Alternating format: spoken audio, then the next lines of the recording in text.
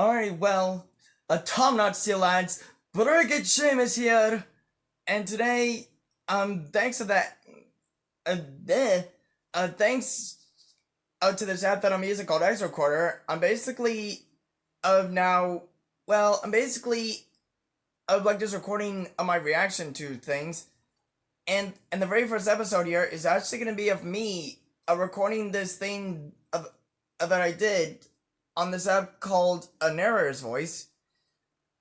And what I did here is that, although actually, what I've been working on here is the voice of Flying Scotsman. Like, if Flying Scotsman had a voice, this is what he would sound like. So without further ado, let's get into it and just listen.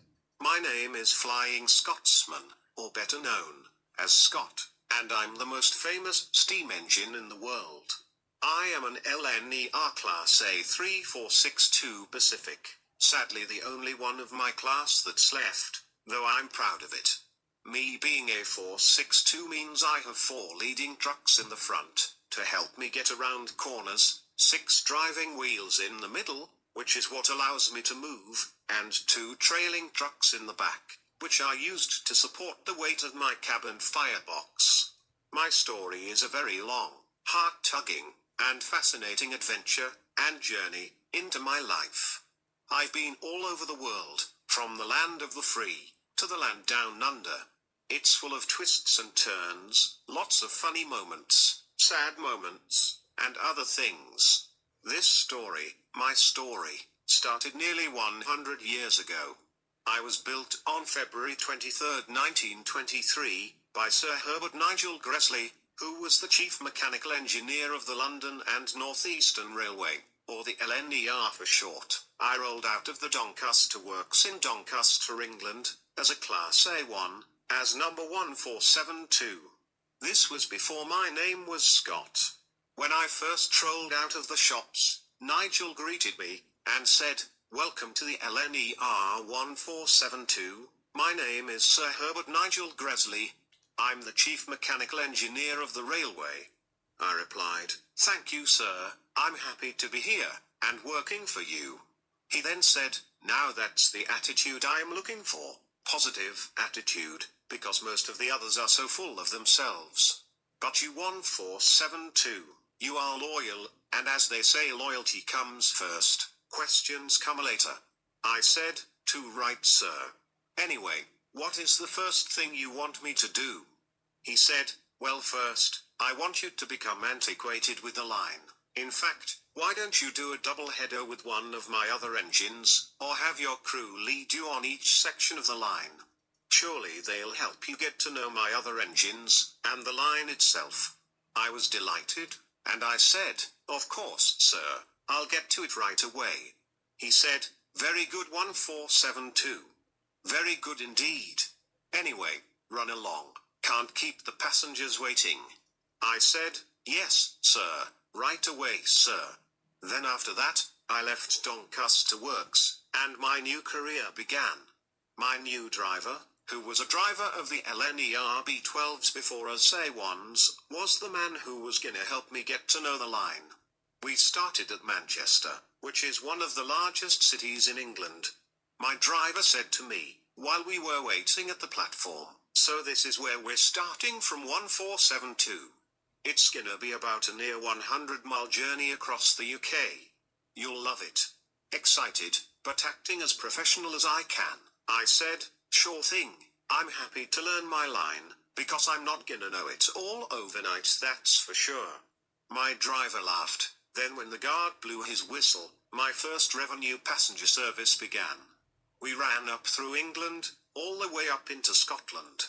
Hours later, we arrived at Edinburgh, the capital of Scotland. My driver told me that this is where Sir Nigel Gresley was born, raised, and grew up in. Edinburgh was gorgeous. The architecture was fascinating to me. I said, "Blimey. This looks like something from thousands of years ago. Absolutely magnificent." After that, I worked on the East Coast Main Line. I loved it. It was one of my favorite jobs during my career. Anyway, moving on. In 1933, When Nigel was given orders for more powerful steam engines for the LNER, most of my class were brought back to Doncaster Works to be rebuilt into Class A3s, including myself, of which my number was changed to 4472. We were given larger boilers, more tractive effort, larger fireboxes, and larger tenders. When I rolled out of the works again, once again, Nigel welcomed me once more. He asked, "How are you feeling now, 4472? I said, "Like a brand new engine, sir." I needed it. I was starting to get a little bit annoyed.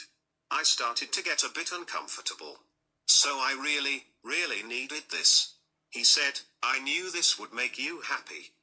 Because as long as you're happy, I'm happy, and the passengers are happy. Anyway, the passengers can't be kept waiting. So better get to it now, 4472. I said, "Yes, sir." On July 14th, 1934, I ran on my usual route on the East Coast Main Line. During that run, I reached 100 miles per hour, of which was witnessed by thousands of people who were lined up next to the tracks, including a certain little boy, of whom I'll talk about later in the story.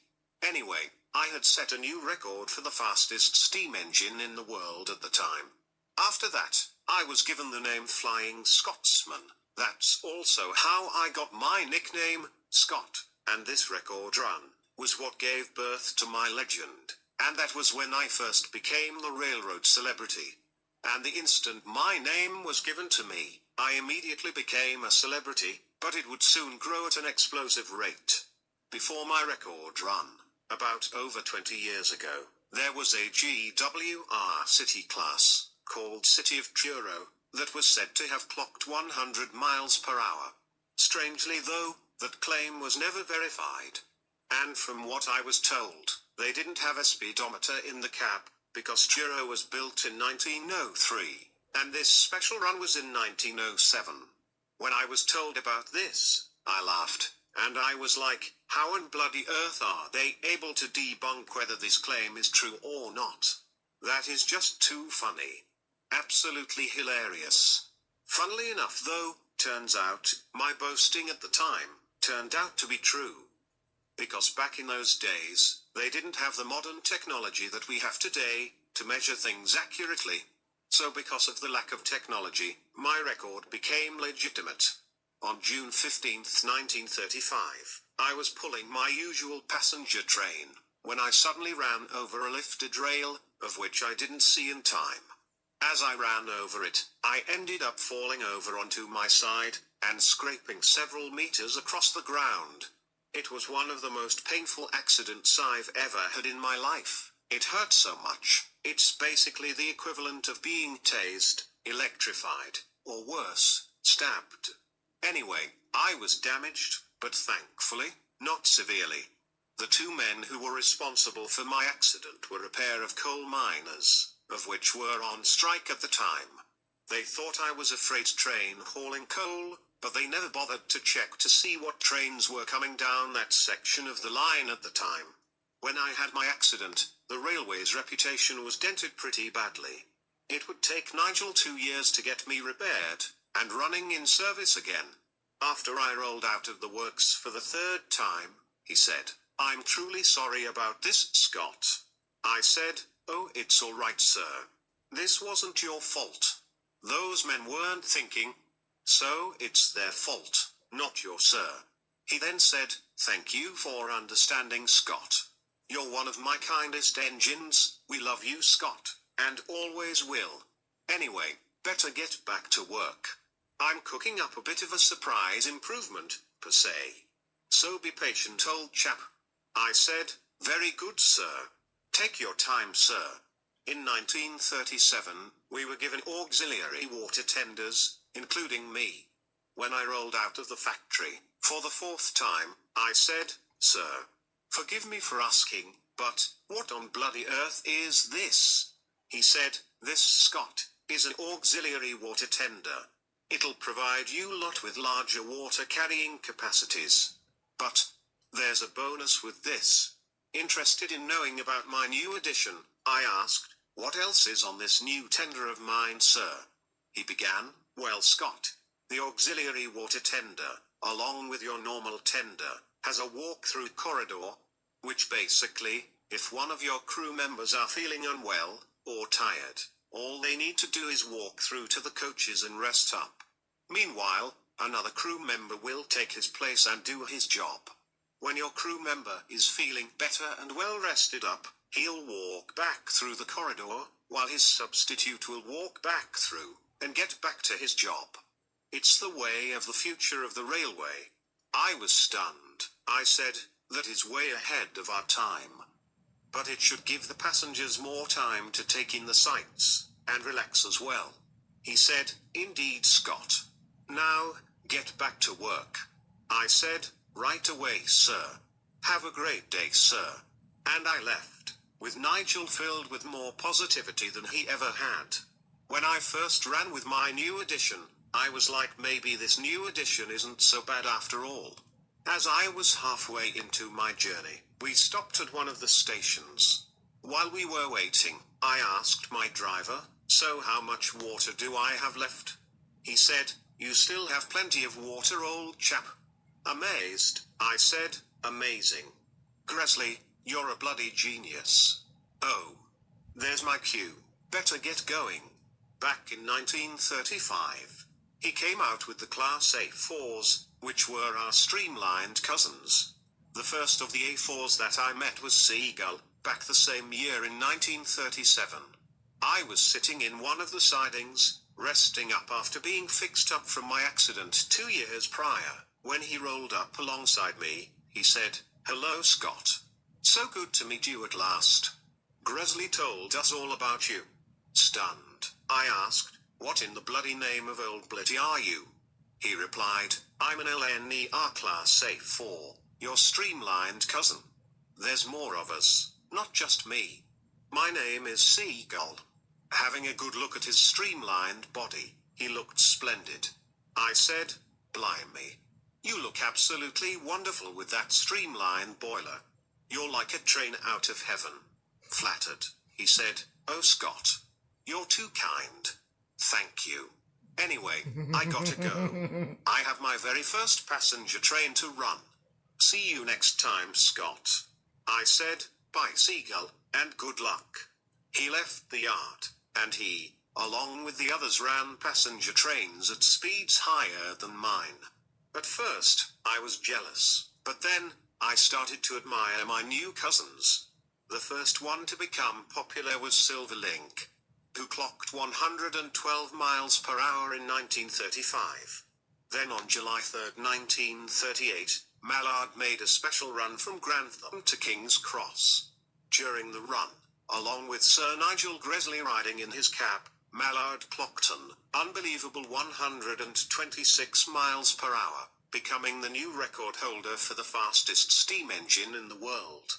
When he arrived at King's Cross, his crew found out that he had damaged himself during the run.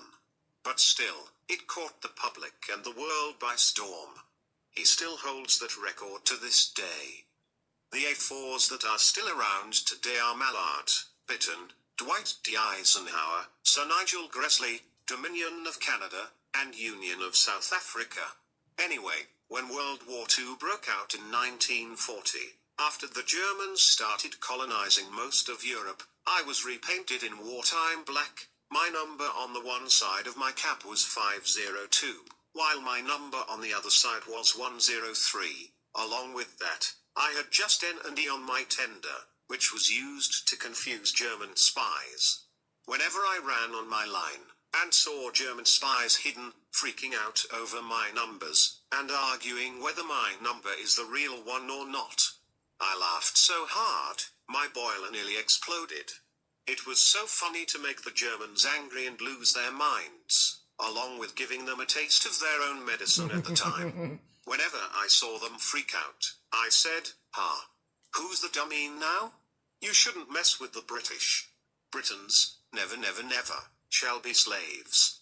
Tragically, on April 5, 1941, Sir Nigel Gresley died. When I first heard of the news, I didn't believe any bit of it. Then when I was told about the diagnosis, I was told that he had a heart attack. I was absolutely devastated. He was 65 years old when he died. I knew him since he first built me back in 23. He was always there for me. He helped me whenever I had problems, complaints, anger problems, along with if I needed help, advice, and we were best friends for a very, very long time. Unfortunately, there was nothing I could do about it. He's gone, and that's the end of it. Eventually, I got over it, and moved on with my life. When World War II came to an end in 1945, I got back to running my usual passenger trains, and I was repainted back in my apple green livery. When British Railways was formed on January 1st, 1948, I was once again repainted, but this time, in Brunswick green, and was given my smoke deflectors, which I used to keep the smoke out of my crew's view. My number was changed to 60103. When I was shown myself in a mirror, I was the smartest looking engine ever, and I was proud of my new look. In my mind, I thought, Sir Nigel Gresley would be proud of me. I worked on British Railways, pulling passenger trains all across the UK. I worked my hardest. I was never late. Sometimes I was early, and occasionally I was late, but I kept working through all conditions. Until I was retired in 1963. I was brought and put into storage at a scrapyard in York, ready to be scrapped. I thought it was the end. I had flashbacks of my past 40 years of working in revenue service. Now that the diesels were taking over, it was the permanent end of me, or so I thought. In 1964, Sir Alan Pegler came to the scrapyard, and bought me for £8,000. A year later, I was out of the scrapyard and I was saved from the scrapper's torch. I remember seeing Alan when he was a little child, back when I had my record run back in 1934, he saw me hit 100 miles per hour, which was what made me the railway celebrity. In 1969, he took me to the US for my USA tour. But when I arrived there, I didn't meet the railway safety regulations. So to make me able to run there, I was given an American-style chime whistle, a bell, buckeye knuckle couplers, a cowcatcher, and a bright headlamp, along with my smoke deflectors being removed. Alan also brought my auxiliary water tender along. But unfortunately, there wasn't a lot of places on the route I travelled on that had stops for steam engines like myself. But I was totally fine with that. America was beautiful. I saw its famous mountain ranges, vast open prairies, dusty and dried up deserts, densely populated towns and cities, and of course, the Statue of Liberty herself. The people there were so nice, and were very kind. The kids that saw me for the first time had never seen an engine like me before.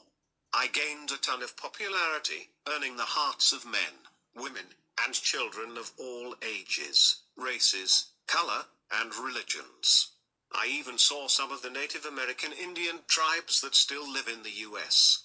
In fact, I even stopped by a Native American village to show us how they lived, hunted, and among other things. However, the one thing they did for us was unlike anything else I've seen or heard in all my life. They started by banging on this big drum, and then they started doing some chanting and singing, of which is not like any other kind of singing I've ever heard in my life. It was like they were shouting some unknown language. Turns out, the Native Americans did have their own language. The way they sang was unlike anything I've heard before. It was so cool, it honestly makes the UK look like an absolute dump. Anyway, as they were singing and chanting, they started doing some sort of dance around the circle of the tribe that were playing the drum. The people on the outside of the circle were dancing in a way that I have never seen before. It was fascinating to me how the Native Americans lived in the country before the railways and civilization came into the picture. Anyway, they danced for about an hour and a half or something like that. I loved it. It was one of the coolest things I've ever seen in my life. After they finished it up, I was stunned. I have never seen anything like it. Now I know some other thing about the USA. America was unlike anywhere else I've been to before. On the scale of 1 to 10, America was definitely living up to its reputation as being one of the most beautiful places on Earth. Alan drove me across the US, which gave me the chance to see what America's railways were like. I met lots of diesels. Most of them were very nice, and others were rude and vulgar to me. They specifically called me rusted scrap, tin can, fire hazard, old iron, British filth, green face, smoker, clumsy old green bucket of bolts, and a dirty metal abomination. But the worst names I was called were rusty scrap iron, galloping green caterpillar, long grassy sausage, big appler, and worst of all, a pathetic excuse for a steam engine. But I ignored them and moved on. I even met some of the American steam engines that were still running there at the time. One of those steam engines I met was the Union Pacific FEF3 Class 484 number 844, aka Mike. I was waiting in one of the sidings. He pulled up next to me and said, "So you're the famous Flying Scotsman I've heard so much about. It's a pleasure to meet you." I said, "Wow. You're so much bigger than me, you make me look like a little tank engine. What's your name?" He said, "My name is Mike. Also known as the Union Pacific 844, but you can call me Mike. What's your real name, Flying Scotsman?" I said, "My real name is Scott." I told him about my past, but then he said, "I'm actually the only steam locomotive that has never been retired by a Class 1 North America railroad. In fact, I'm the only steam engine that has never, ever been retired." I said, "You're joking." He said, "Nope. I'm serious. I've been on the Union Pacific's roster since I was built on December 24th, 1944. I was the last of my class built by Alco, or the American Locomotive Works, in New York. I was basically an early Christmas present for the Union Pacific." He chuckled, and I laughed, and said, "Well, you certainly are the living legend. No question about it." He was like, "You got that right." Then he told me the funniest thing I've ever heard in my life. He said, "There was this time when I was resting in a siding, when my crew were visited by the yard master. He said, 'Mike, we need your help.' I said, 'Sure thing, what's up?' He said, 'A freight train has stalled on the same grade again. Please go and finish pulling the train to Cheyenne.' I said, 'Of course, consider it done.' So I went to see what the fuss was about, and before I knew it, there was a freight train pulled by 3 diesels at the bottom of the grade. I pulled up next to them, and they said, 'Well, well, well. Look who they sent. An old bucket of.' I stopped them, and said, 'Oh, don't you try to insult me. I'm not having it. No wonder you diesels aren't doing so well, because you're always so full of yourselves. That's hilarious. Now hand your train to me, and watch how a true engine does it.' So they moved into the siding next to the track that the train was on. I coupled up to the train, and said, 'Watch this, you arrogant gearheads.' Without any wheel slip, I pulled that train like it was nothing. The diesels were stunned and speechless. Anyway, I pulled the train all the way to Cheyenne, without any problems at all. When the diesels came, the leading diesel said, 'Wow.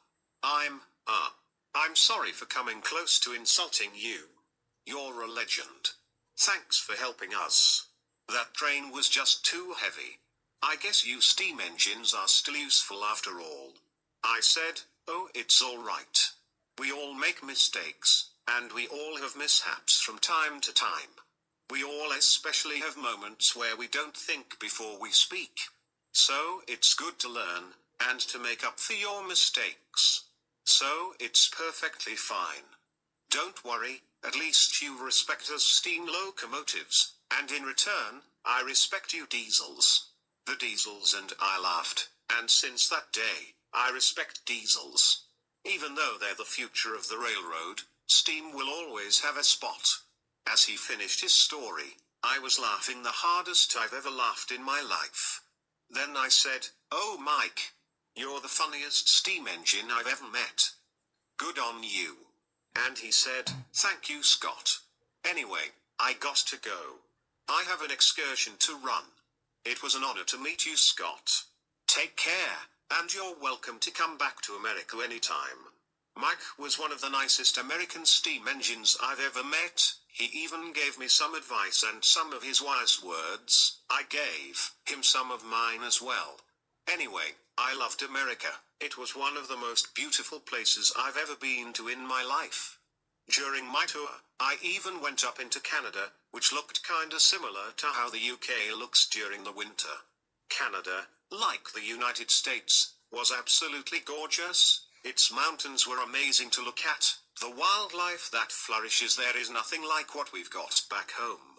I passed by some Canadian diesels, which work for the Canadian National Railroad.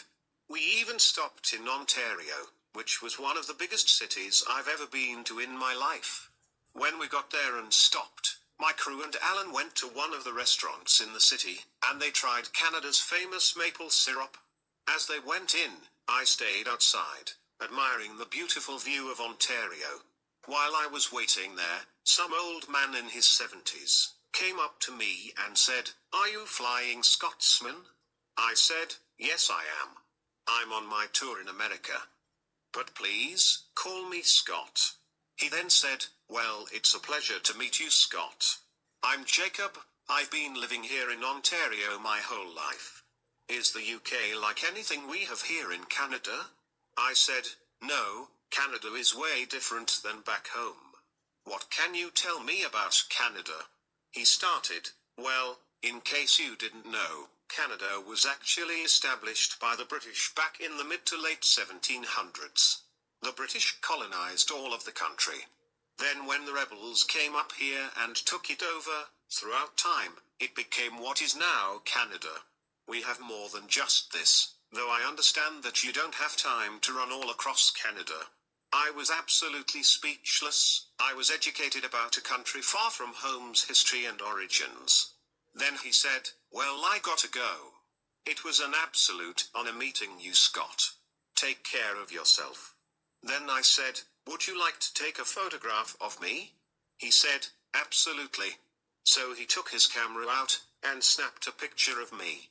He showed me it, and I said, "Now you will be able to show your kids and tell them that you got to see the legendary British icon in person. They'll probably even tell their kids about it too." He laughed and said, "Oh, Scott, you're a funny engine. Anyway, take care." And he walked away. Then another half an hour later, Alan and my crew came back.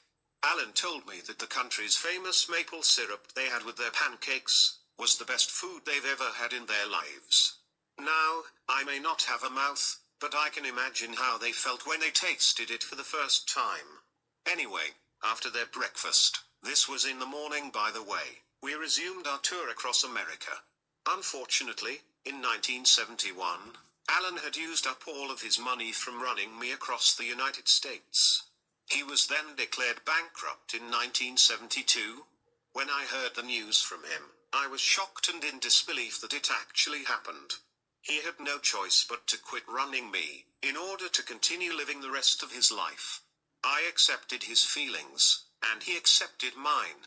Alan then packed up everything, and in the company of his daughter, Penny, he headed back to the UK.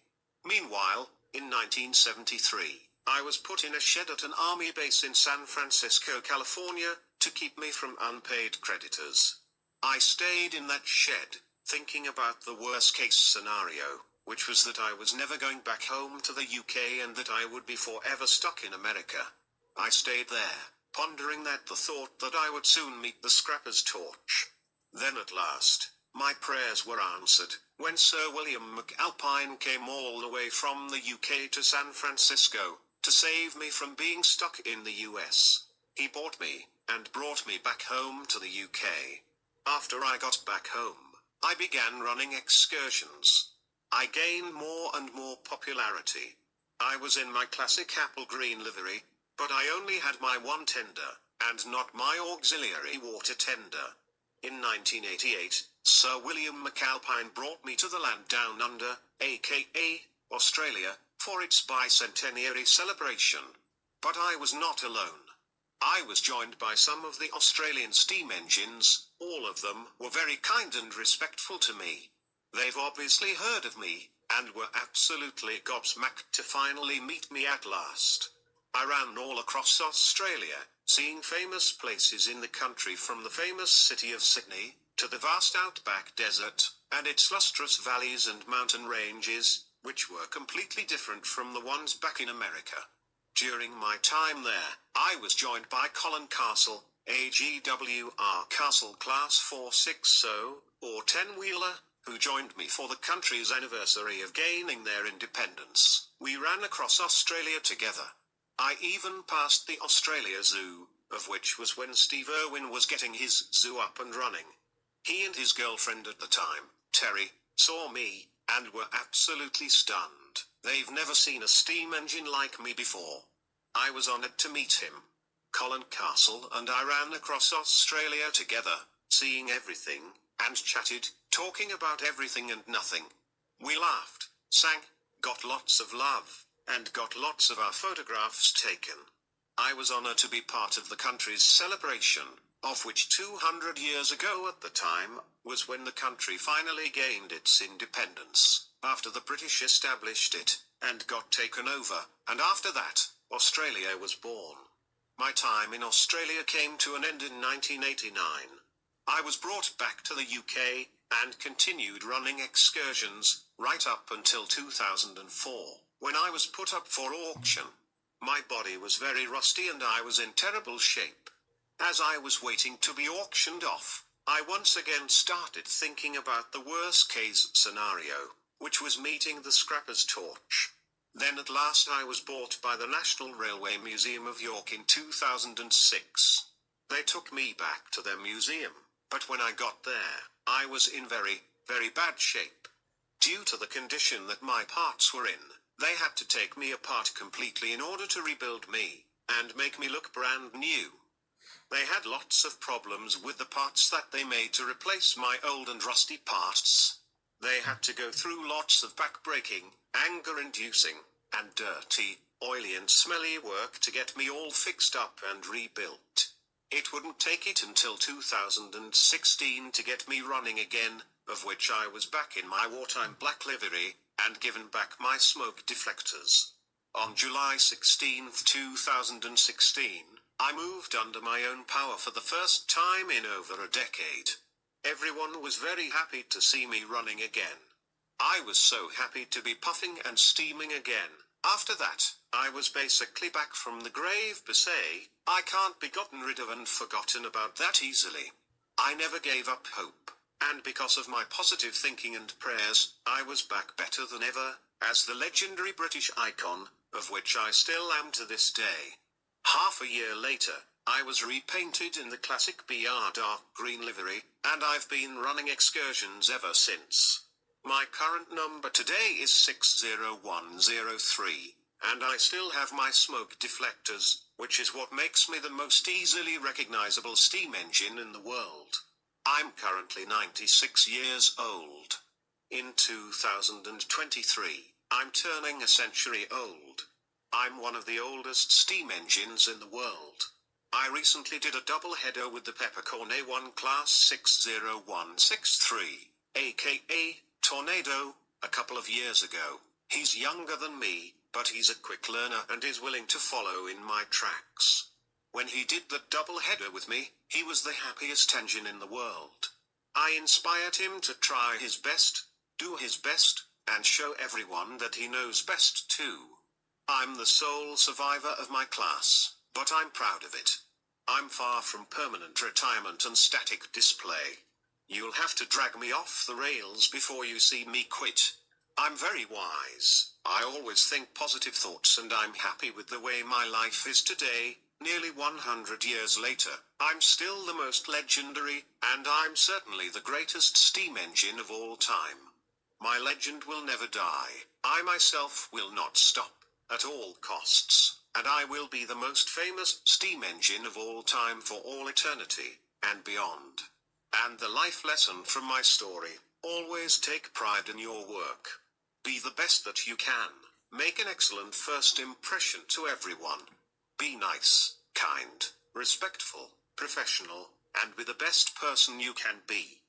Don't let people kick you down.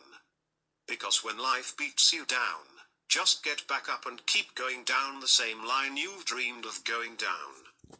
Don't let your dreams stay as dreams.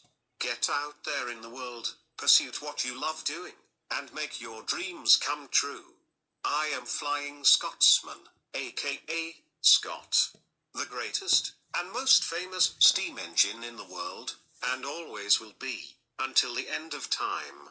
Whenever you hear the name Flying Scotsman, I'm the very first thing that comes to mind. So take my advice and life lesson from my story, and you'll achieve your goals in life.